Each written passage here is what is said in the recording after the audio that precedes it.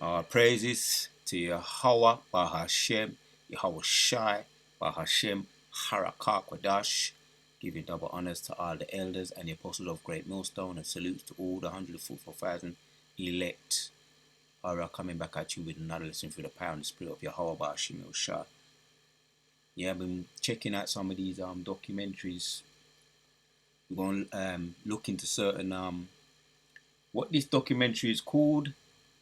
UFO conspiracy hunt for the truth, and there's all they've been showing.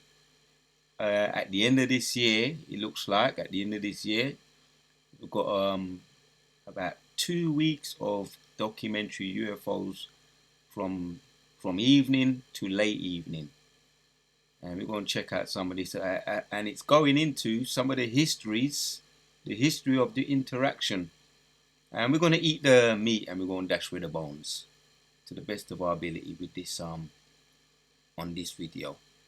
So let's start with a precept to get the ball rolling. Psalm 68 and 17 says, because there is no doubt, the chariots of Yahweh are 20,000, even thousands of angels, and the Lord is among them, as in Zion in the holy place.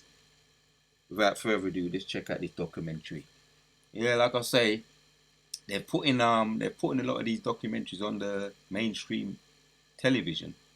So for the most part, we know it all goes back to the scriptures. We eat the meat and we dash with the bones. Let's check this out.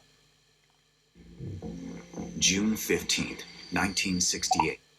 The demilitarized zone between North and South Vietnam. This incident happened at the height of the Vietnam War. On this night, Lieutenant Pete Snyder and the American crew of the patrol boat PCF-12 are starting their routine patrol near Qua Viet. At approximately 12:30 a.m., Snyder gets a frantic message from another patrol boat in the vicinity, PCF-19, which is commanded by Lieutenant Davis. Lieutenant Davis reports that they are under attack by unidentified objects, possibly enemy helicopters. At this point, they know they're being attacked, and they don't know from whence it's coming, believing it's from enemy military helicopters. But we're going to see, right?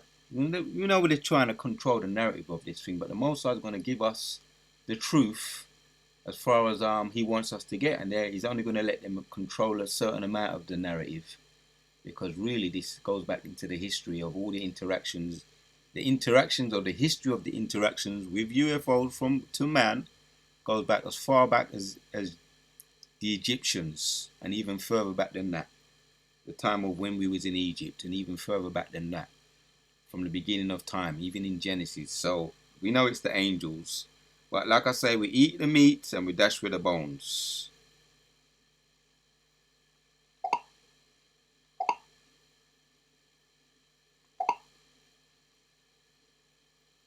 Time, the Vietnamese did not have helicopters. The term enemy helicopters is the military's code for UFOs. Lieutenant Snyder's boat proceeds at max speed towards Lieutenant Davis's location. And as they get closer, Snyder and his crew see two UFOs covered in a strange glow hovering above Davis's patrol boat. All of a sudden, there is a flash of light and an explosion, and the boat is completely destroyed, blown to bits.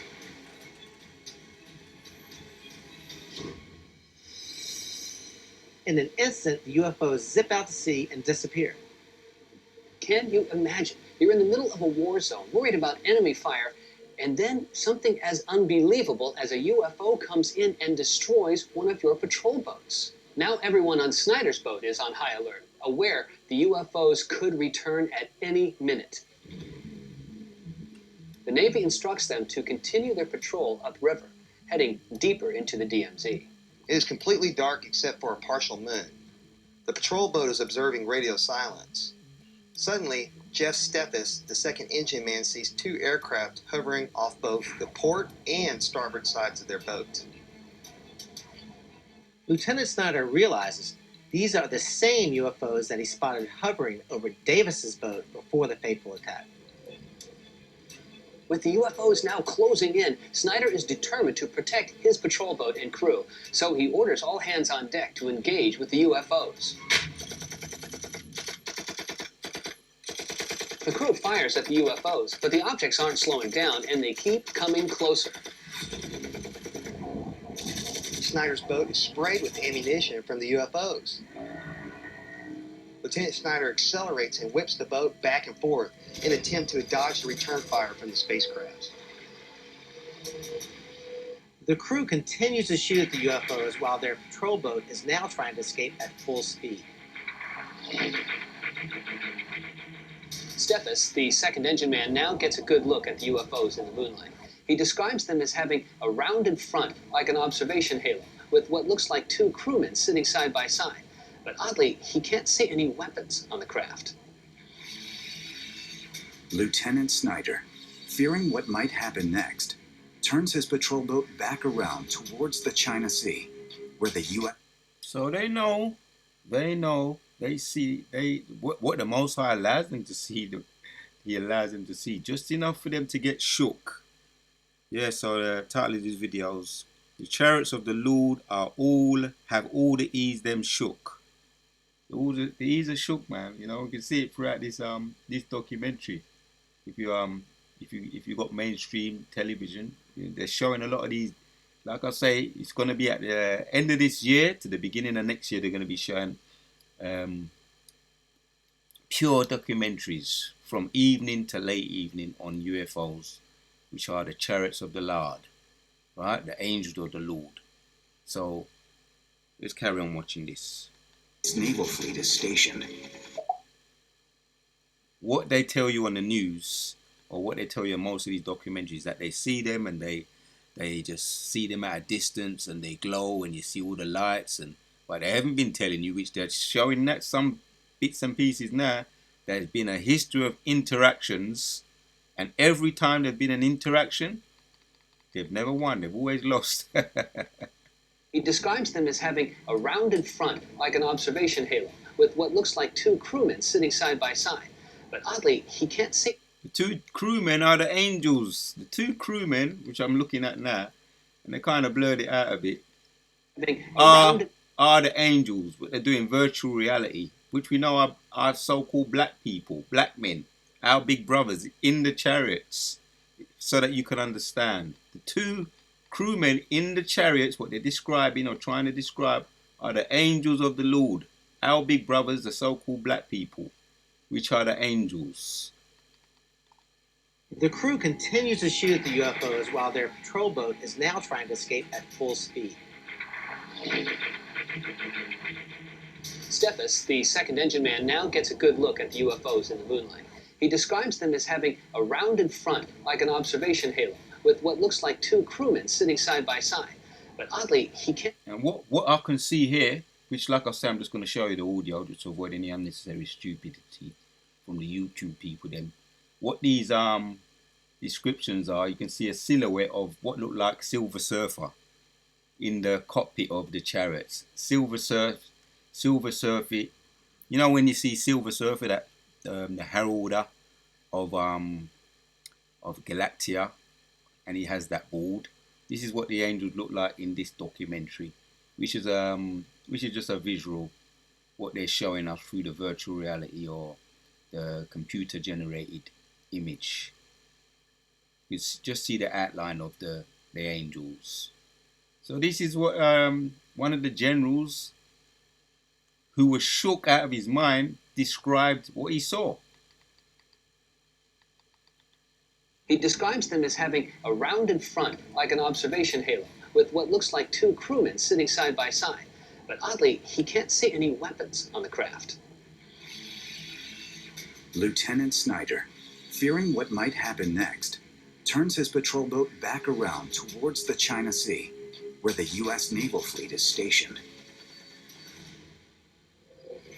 The UFOs are still in pursuit, and Snyder's boat is now running low on ammo and fuel. The radio is crackling with a flood of activity reporting engagements with unidentified objects.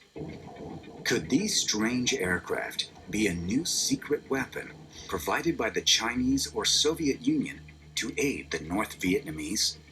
Yeah, that's what they want to tell themselves. But the Most are sending angels because for what I can just put together is that he doesn't like the way that them Americans went over there. This is the Vietnam War in 1968.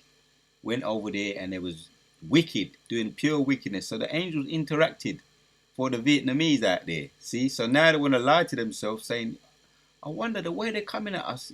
Is it possible for the Vietnamese to have some kind of some kind of defensive weapons coming against us?" Which they're lying to themselves. The radio was crackling with a flood of activity reporting engagements with unidentified objects.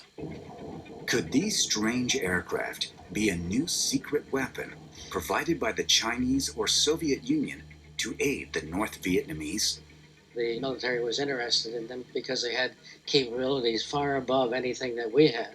And they wanted to find out what the technology was and, frankly, who they belonged to. Unclear about what they are facing, the U.S. military takes action. At about 3:20 a.m., Phantom F-4 fighter jets are deployed from Da Nang to provide air support to Snyder's patrol boat. Soon, the Phantom F-4s are in hot pursuit of the UFOs. The two UFOs attacking Snyder's boat veer away at an amazing speed and head downriver toward the China Sea.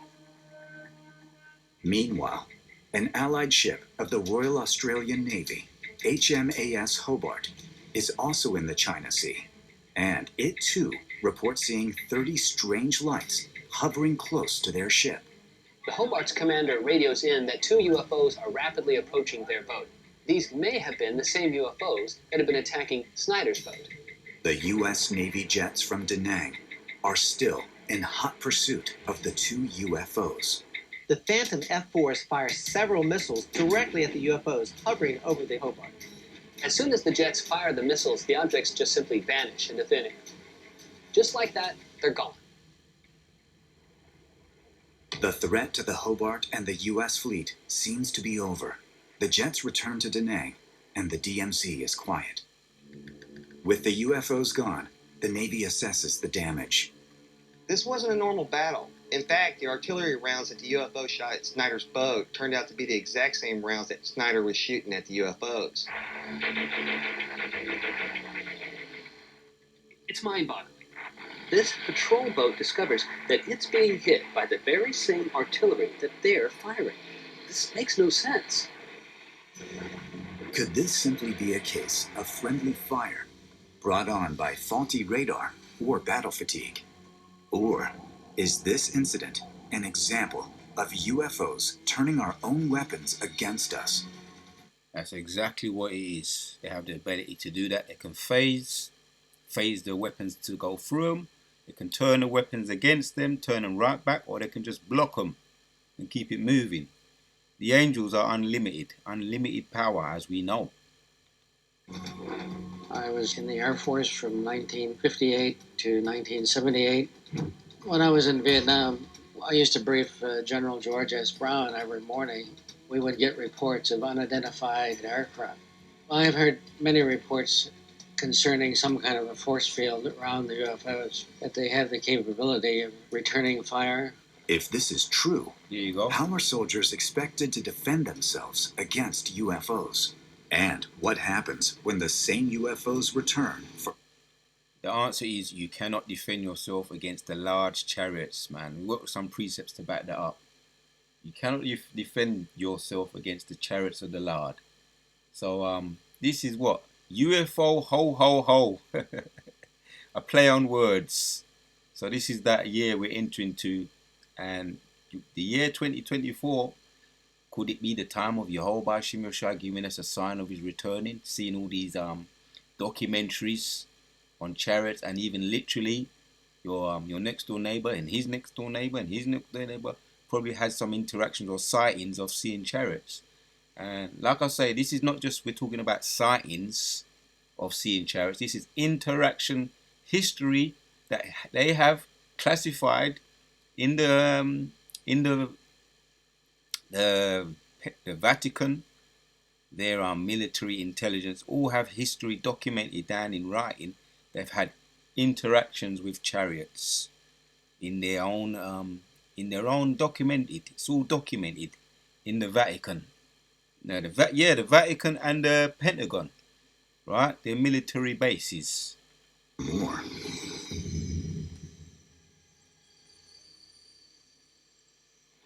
The China Sea, Vietnam. Hobart continues its patrol near Tiger Island. The sky and water are eerily quiet. There were no signs of any UFOs or any enemy aircraft for that matter.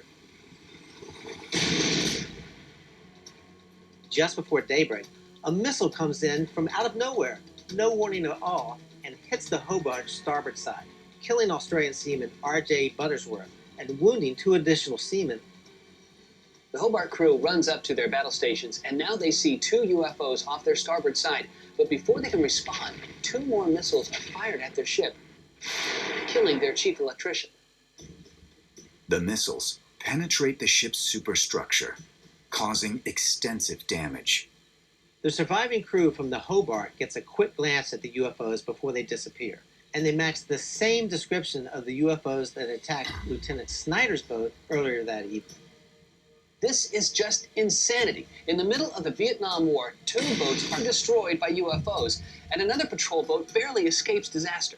Yeah, this was the Vietnamese War, man, 1968. Mossad sending some aid or his angels to defend the war that's taking place. What the Americans are trying to do to the Vietnamese, which was, when you hear the stories, is horrific stories what the Americans were doing to the Vietnamese, the men and the women and the children. But you may have not have known that there was chariots taking the size of the Vietnamese. The Mosai showed a little bit of mercy there, which is a sign of what he's going to do to come when he intervenes for his elect men, man. So UEs, we know you're shook. The whole of the globe is covered and surrounded by chariots, and that's also you're aware that your intelligence, your Pentagon intelligence, military are aware that the Earth is surrounded by the Lord's angels, man, what you call UFOs. For whatever reason, these UFOs appear to be on an unrelenting mission. And these UFO incidents continue. About a week after the Hobart incident, the Australian newspaper reported that... Yeah, he said that they're on an unrelenting... Let me hear that again, man. That's what I like to hear. You see, when the Mossad turns it up, he just turns it up. And he got them to come down to aid the Vietnamese at that time. He got them. He sent some angels to aid and defend the Vietnamese. And what can he do again? He can do the same again. Lieutenant Snyder's boat earlier that evening. Yeah, that again. Let me hear that again. Let me hear that again. And they're going to hit some precepts. Causing extensive damage. The surviving crew from the Hobart gets a quick glance at the UFOs before they disappear, and they match the same description of the UFOs that attacked Lieutenant Snyder's boat earlier that evening. This is just insanity. In the middle of the Vietnam War, 2 boats are destroyed by UFOs, and another patrol boat barely escapes disaster. For whatever reason, these UFOs appear to be on an unrelenting mission. And these UFO incidents continue. Tearing it up. About a week after the Hobart incident, the Australian newspaper reported that radar men 5 miles south of the DMZ were continuing to report UFOs. In fact, this was the 6th one since the Hobart attack that they had reported. Patrol boats continued to monitor UFOs well into September of that year. The U.S. Navy and the Royal Australian Navy launch a formal investigation. An investigation on the Hobart incident revealed that a fragment of one of the missiles fired on the patrol boat had a serial number that they were able to trace. And that number was traced back to missiles fired at the UFOs by the U.S. Phantom F-4, the same jet that was deployed from Da Nang Air Base the night before. The official report of proceedings filed on the Hobart incident concludes that it is a case of friendly fire. So you're thinking, okay, case closed, and Phantom F-4 accidentally hit the wrong target. Except the facts aren't so cut and dry. The Phantom F-4s had returned to their airbase in Da Nang immediately after their encounter with the UFOs, well before a missile had hit the Hobart. Years later, a military general comes forward with a surprising statement. General Brown said UFOs were seen up around the DMZ in 1968, and this resulted in quite a battle. An Australian boat took a hit, and there was no enemy in sight. I think, consistent with General Brown's statement, this 1968 encounter in the DMZ was probably the most significant UFO encounter of the Vietnam War. In two separate incidents in this encounter in Vietnam, we see UFOs that seem to have the capability to turn our own weapons against us. Yeah. So what do you do? What do you do against the chariots, man? When they have the ability to turn your own weapons against you, what do you do? Let's hear it. Let's say some more. Those patrol boats were hit with our own weapons. How do you defend against that? It's a chilling thought that they are studying our warfare, much like we might study the Egyptian charioteers. Well, it's a little bit deeper than that, actually. They gave you your weapons. The angels gave you your weapons so that he can deal with you. He rise you up so that he can deal with you and bring you down. It's not a matter of studying your weapons as if they didn't know what kind of weapons you got. They already knew. That they are studying our warfare, much like we might study the Egyptian charioteers. It doesn't surprise me one bit that they would be interested in such things. The UFO incident in Vietnam forces the U.S. military to reassess their policy of engaging with UFOs.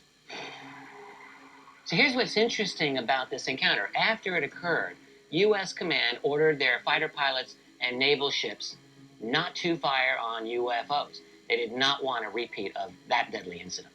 Situation now is that we do not engage UFOs and try to bring them down.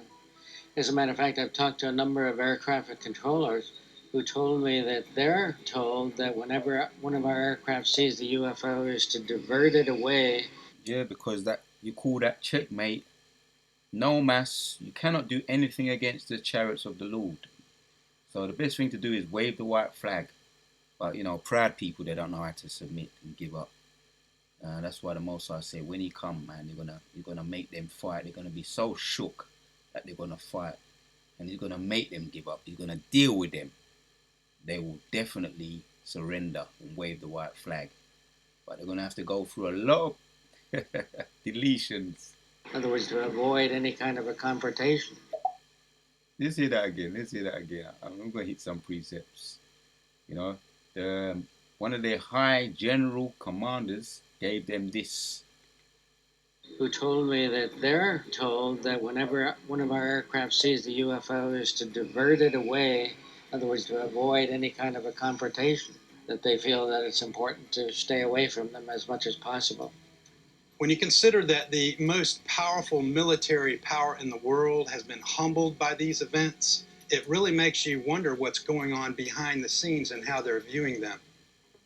If the government creates actual protocols for dealing with UFOs, why go to such great lengths to cover up their very existence? You would think that they couldn't put the genie back in the bottle at this point, but that's exactly what they tried to do.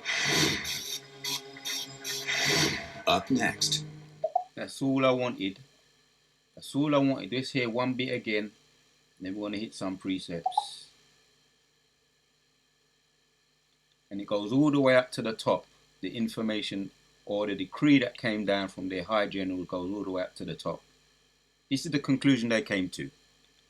One bit that they would be interested in such things. The UFO incident in Vietnam forces the U.S. military to reassess their policy of engaging with UFOs. So here's what's interesting about this encounter. After it occurred, U.S. command ordered their fighter pilots and naval ships not to fire on UFOs. They did not want a repeat of that deadly incident. Right. So that was the best conclusion they could have came to, knowing that they're dealing with something from out of this world, what they think is aliens, or they call them UAPs or UFOs. They concluded that it's best not to engage, which are the chariots of the Lord, with the chariots of the Lord. Psalm 68 and 17 again. The chariots of Yahweh are 20,000, even thousands of angels, and the Lord is among them, as in Zionai in the holy place. That is why they're shook. They're showing all these documentaries now. There's a whole fleet of different documentaries they're showing. I've been watching them. over the holidays. UFO conspiracy hunt for the truth. There's a lot of them. Top secret UFO project. Close encounters. Documentaries. This one, what's this one called here? Close encounters down under. There's too many to mention here. The secrets. This one. Close encounters, more close encounters, all to do with documentaries. Extraordinary, this one. Extraordinary revelations. Extraordinary the revelations, and we know what that means. That's in the scriptures. Revelations mean to reveal, and we're in the time of revealing. So the Most High's got, he's got some of his revelations coming out. He's got his robots, because the Most High has everybody under mind control. This is his movie, Mind Control, MK Ultra, and he's bringing them to control them, to bring out the truth, to reveal. We're in a time of revealing. That's why we're seeing a lot of these documentaries coming out, even though they believe they putting their little their spin on a lot of them, controlling the narrative. The Most High has only allowed them to do so much. So the chariots of the Lord have all you ease shook. The chariots of the Lord are 20,000, even thousands of angels, and the Lord is among them, as in the holy place. All right, man. Just wanted to hit some of them precepts now. We're going to end off the video. We've got the point. There has been a history of interactions, just like in the two cases of what we just looked at in the Vietnam War in 1968. And they came to the right conclusion. Not to engage the chariots when you see them. That's the best conclusion that they could have came to. And they're shook. Let's hit another one here. Zechariah chapters 5 and 4 says, I will bring it forth, saith the Lord of hosts, and it shall enter unto the house of the thief, and unto the house of him that sweareth falsely. And the thieves are the wicked, our slave masters, which they're all around the world, but predominantly over there in America.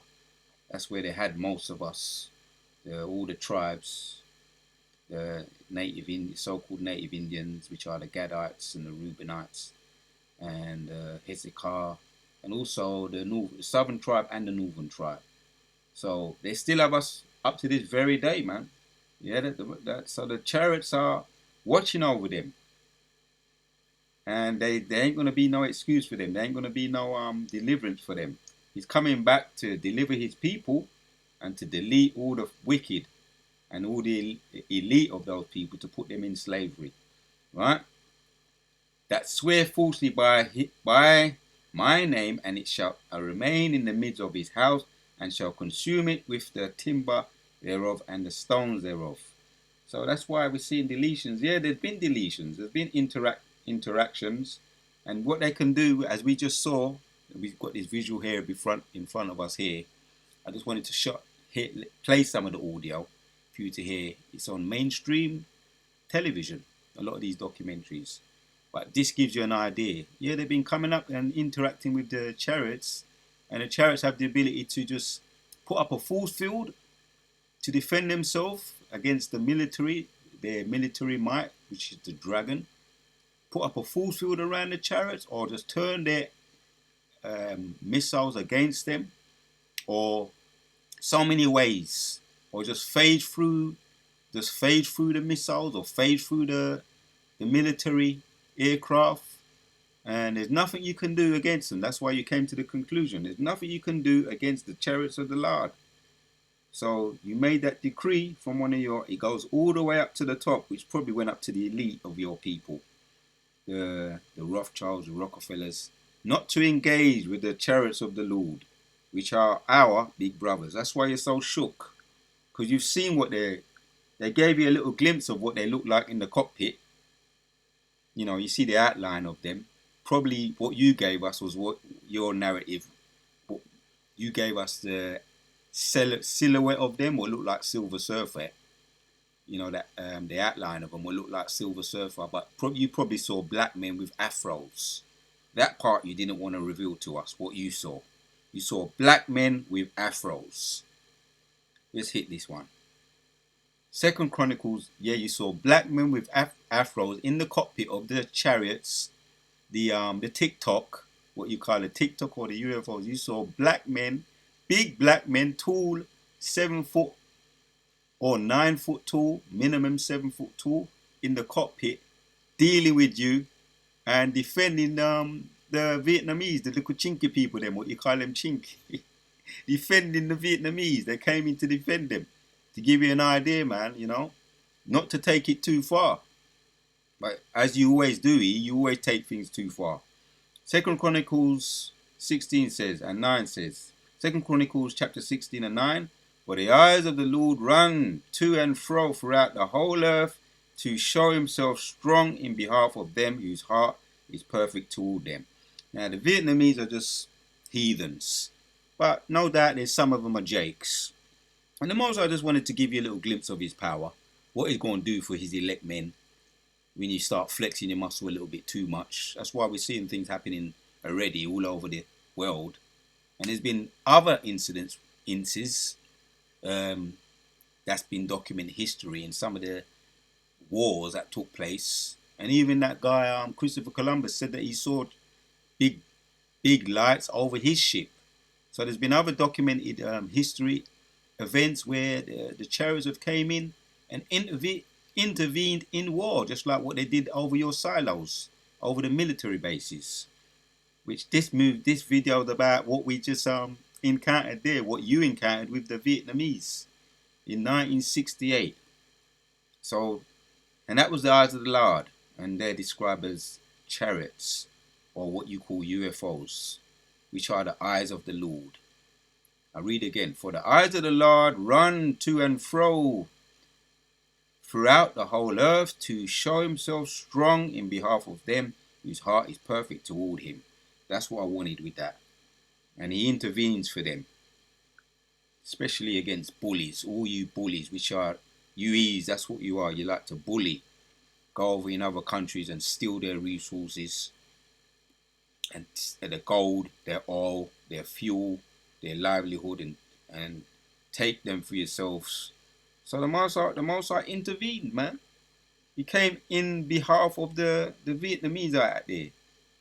He came to intervene for the Vietnamese, the underdogs. And a lot of your military men were shook.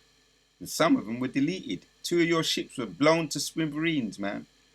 That's a beautiful thing right there. Just hit some more, couple more precepts, and we're going to end it off. Isaiah 2 says, and 17 says, and the loftiness of man shall be bowed down, and the haughtiness of men shall be made low. There was a little incident, what we just saw there, a little sneak preview of what is to come. The loftiness of man shall be bowed down, and the haughtiness of men shall be made low, and the Lord alone shall be exalted in that day. Again, so many interactions there have been in history. Another one that stands out is what happened in Pharaoh and the Egyptians and Yashu'Allah, yeah, Israel.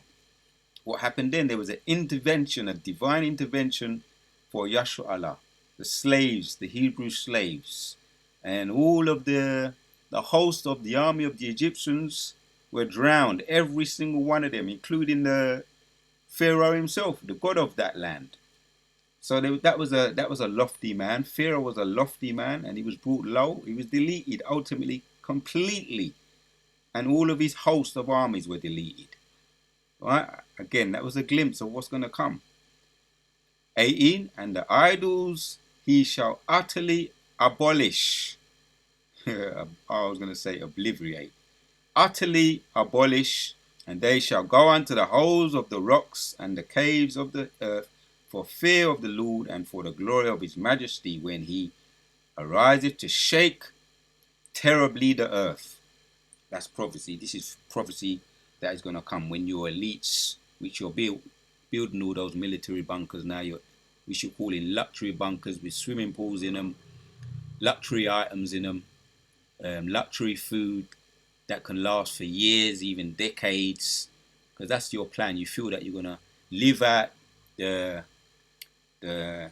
Third World War. You're gonna live through it, and you're gonna come out when everything is destroyed. That's the illusion that the Mossad's got you under. That's why you're building your military bunkers, your luxury bunkers, and everything that you want is in there to sustain you for years, ultimately forever. That's what you are telling yourself. Reading on. And that day a man shall cast his idols of silver and the idols of gold, which they made each one for himself, to worship to the moles and to the bats. This is all the elite again, and all the heathens too. When they see the presence of the Lord, trying to hide. They say, reading on. 21. To go unto the cliffs of the rocks and unto the tops of the rugged rocks, for fear of the Lord, for the glory of his majesty, when he arises to shake terribly the earth. Yeah, the Lord is a terrible God, man, and you're going to see that, and you're going to experience that. Again, these were just little sneak previews of what is to come. Those interactions there in the Vietnamese War, those are little sneak previews of what's to come. That's why you are going to be shook again. And those testimonies of some of those soldiers, they were shook up. They will never be the same again. Up to this day, a lot of them are suffering from trauma or PTSD. They'll never be the same again, man. I've met some of these soldiers, Second World War soldiers, and they tell me some of their experiences being in that war. You know, that PTSD, that trauma syndrome, what they're suffering. That thing is real. Wake up in cold sweats. A lot of you just saw that, and you're seeing that, and a lot of you are having nightmares. Some of the other documentaries are talking about some of you army soldiers or even some of your civilians having nightmares of just seeing chariots, waking up in cold sweats, crying out for help of what is about to come. And a lot of you elite also are getting nightmares about the Most High's return.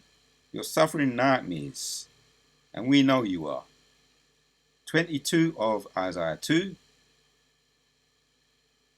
Yeah, cease ye from man whose breath is in his nostrils, for wherein he to be accounted off.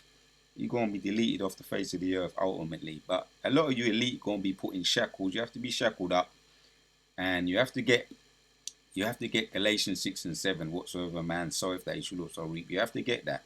But yeah, the lofty man shall be bowed down low, and the haughtiness of men shall be made low. And the Lord is going to show that. He's going to exalt himself when he returns. You're going to be put to shame. You're going to be brought down low. Couple more precepts, then we're going to end it off. So that's one of my favorite documentaries coming into the year 2024. That documentary we just looked at. As a matter of fact, let's go back. That documentary, if you want to watch it, you can do so.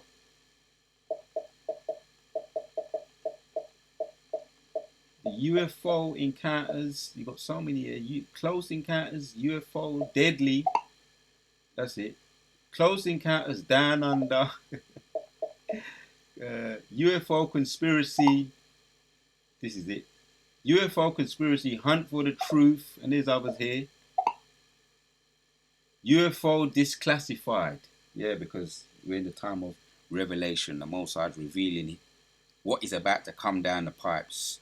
That's why you got all these documentaries coming out about UFO ho ho ho.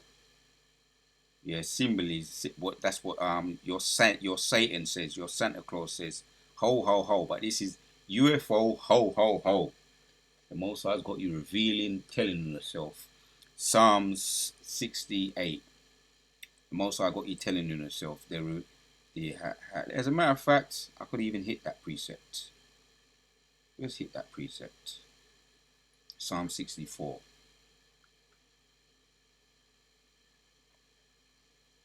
So yes, you want to hide for the most part or control the narrative, but the Most High's got you telling yourself. Psalm 64, and it's 8. says, so they shall make their own tongue to fall upon themselves. All they that see them shall flee away. He's got you confessing. He's got your you call these people them whistleblowers. Here he is here. Yeah, former intelligence officer sounds alarm on UFOs. Former, yeah, so your whistleblowers all coming out. This is a former intelligence officer. He worked for the military, high official military. You got you telling on yourself, and there's nothing you can do. You're under MK Ultra, mind control. The Most High is the ultimate mind controller. Let's bring this one out, and then we're gonna end. Another 2 precepts, and then we're gonna end it.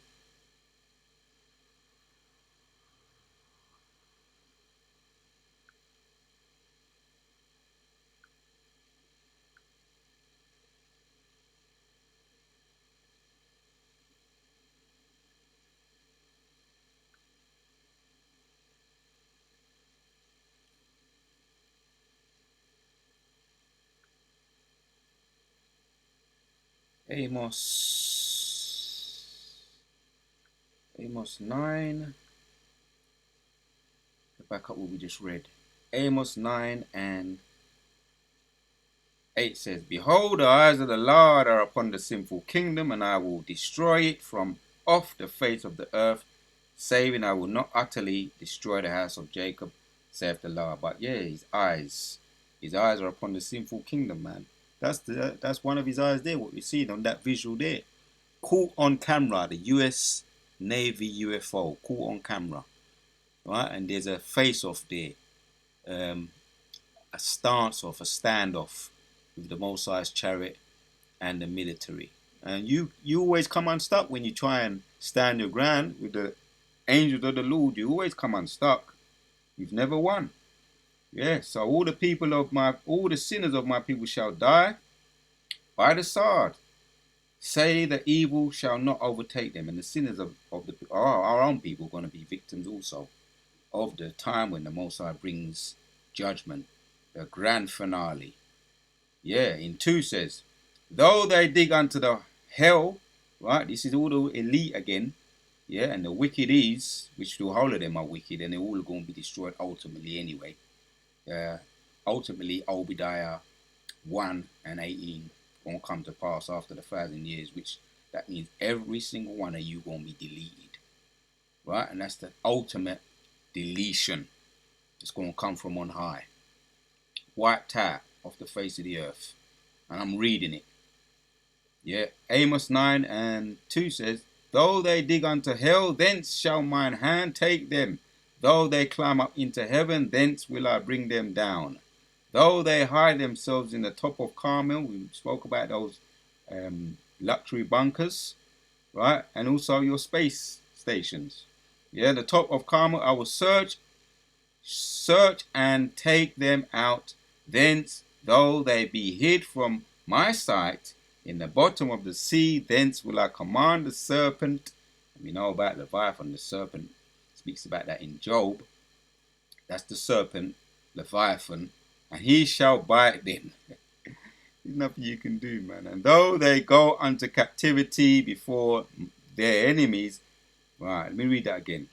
And though they go into captivity before thine enemies, thence will I command the sword, and it shall slay them, and I will set my eyes upon them for evil and not for good. Yeah, there's another precept come to mind. We won't end with that one. And the Lord of hosts is he that toucheth the land, and it shall melt, and all they that dwell therein shall mourn, and it shall rise up wholly like a flood, and shall be drowned as by the flood of Egypt. Right, again, that's another historical event where there was a divine intervention, which came again through the chariots of the Lord. So yeah, all you is, the chariots of the Lord got all the ease shook. And it mentions it. It mentions it there.